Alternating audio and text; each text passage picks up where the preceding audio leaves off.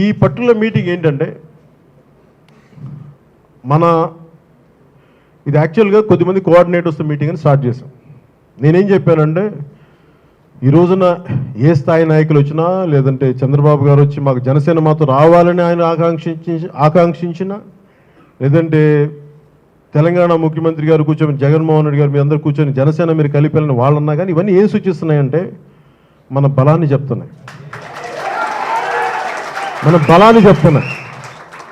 ఎంత శాతం ఓట్లు ఇవన్నీ పక్కన పెడతాం, అసలు అన్నిటికంటే కూడా మనకి బలం ఉందనేది వాళ్ళు చెప్తున్నారు, మనం చెప్పట్లా. నేను ఇక్కడ ఉంది 2019లో ఎంత అద్భుతాలు క్రియేట్ చేస్తామో నాకు తెలియదు. నేను ఒక్కడైతే బలంగా చెప్పగలను, చాలా బలంగా అయితే నిలబడగలిగే వ్యక్తిని. మీరు ఏదైనా చేయండి నా మీద. నేను అంటే వీళ్ళు వ్యవస్థని బలోపేతం చేయాలి, కానీ వ్యవస్థ వల్ల వ్యక్తులు బలపడుతున్నారు.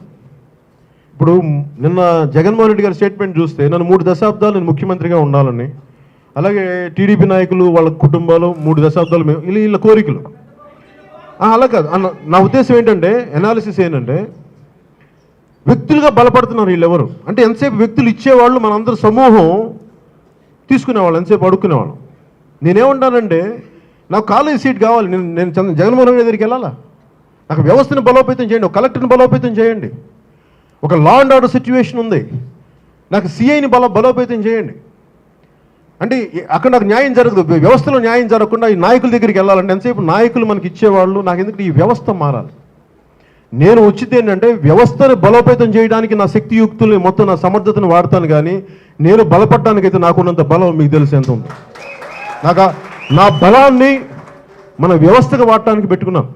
వార్తావాణి న్యూస్ ఛానల్ ఎప్పటికప్పుడు రాజకీయ, సినీ విశేషాలు, స్పోర్ట్స్ మరియు సాంకేతిక పరమైన మరెన్నో విషయాలను మన ముందుకు తెస్తుంది. మరింత సమాచారం కొరకు వార్తావాణి న్యూస్ ఛానల్ ని సబ్స్క్రైబ్ చేయండి.